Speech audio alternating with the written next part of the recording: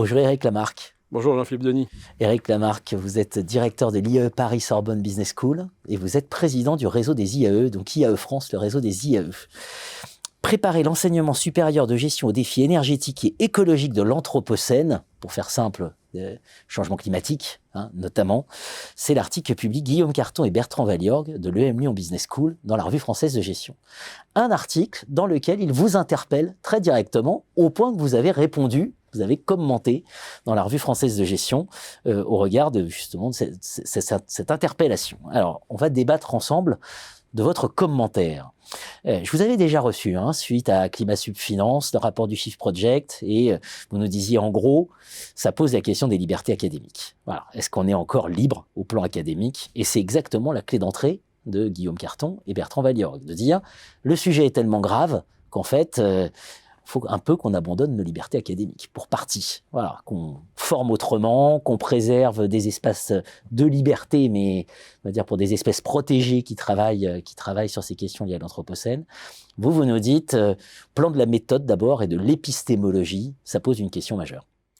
Oui, parce que, bon, au-delà de ce principe, pour moi, auquel je suis très attaché, de liberté académique, et en fait, la liberté académique, c'est faire confiance aux collègues qui travaillent bien, qui seront évalués par l'établissement, par des instances nationales, lors de concours divers et variés, etc. Donc, à un moment donné, toutes ces personnes, je pense, sont raisonnables et voient bien que il y a un environnement, il y a des sujets sociétaux et que faire du management aujourd'hui déconnecté de ça, c'est pas possible. Donc toute méthode ou de façon de voir qui imposerait une certaine façon, et même des syllabus, puisqu'à l'époque, vous l'avez dit, c'était le Shift Project, ne correspond pas tout simplement à la méthode que moi j'ai en tête, ce qui m'a été enseigné. Effectivement, je rappelle des paradigmes, Kuhn versus la Catos.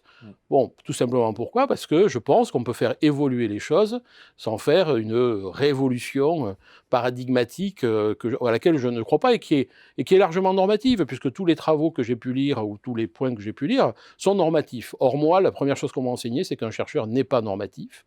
Il fait une recherche, il confronte ça à des pairs, il regarde des terrains, et puis à un moment donné, il délivre ce qu'il pense être des conclusions et des résultats qui sont contestés, qui viennent s'ajouter à un ensemble plus vaste, ce côté cumulatif de la recherche. Là, on part avec des injonctions, et donc ce n'est pas la méthode scientifique, moi, qu'on m'a apprise. Alors, peut-être qu'il y aura un mouvement révolutionnaire qui remet en cause la méthode scientifique, et on le sent bien, cette idée que la science n'a plus de valeur, la remise en cause de la science, où tout le monde se forge des convictions avec des opinions, avec une vision, ça c'est la vérité, mais en fait c'est une opinion. Ça affronte, et ça fonctionne à mort, c'est-à-dire poussé par les réseaux sociaux, poussé par ce qu'on veut, c'est le complotisme et tout ce qu'on veut. Donc nous, je pense, et ça a été rappelé encore par la ministre lors de ses vœux la semaine dernière, qui disait non, le raisonnement scientifique n'a jamais été aussi important, et donc on peut éventuellement remettre en cause des paradigmes ou faire bouger des paradigmes existants en intégrant un certain nombre d'événements. Alors, c'est vrai, sans doute, que la rapidité ou l'urgence ne satisfait pas à la méthode, je dirais, traditionnelle, mais entre enseigner des choses qui n'ont pas de validité scientifique à ce stade et des choses valables, mais avec un peu de retard, je préfère, pour ma part, la seconde solution. Bien sûr, pour faire la pédagogie quand même, parce que là, s'il y a du débat de spécialistes, Kuhn, c'est tout changement passe par un moment, un effondrement d'un paradigme, donc une manière de voir le monde à un instant donné pour être remplacé par un autre paradigme. C'est la position de Bertrand Valliorgue et Guillaume Carton qui disent il faut qu'on change de paradigme, donc ça doit être très brutal.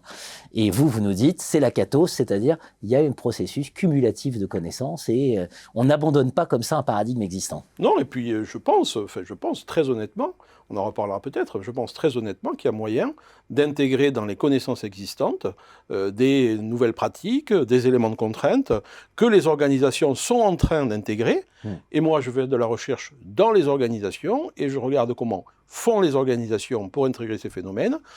On fait de la recherche et on l'enseignera à des étudiants qui vont eux-mêmes occuper un poste où ils arriveront dans une organisation qui sera en train de mettre en œuvre un certain nombre de principes, et c'est d'ailleurs ce qu'attendent les jeunes aujourd'hui. Ça prendra sans doute un peu plus de temps, parce que sinon on fait une injonction, on fait un syllabus, c'est ça que vous devez enseigner, et ça pour ma part, tant que je serai directeur d'un établissement, il ne sera pas question.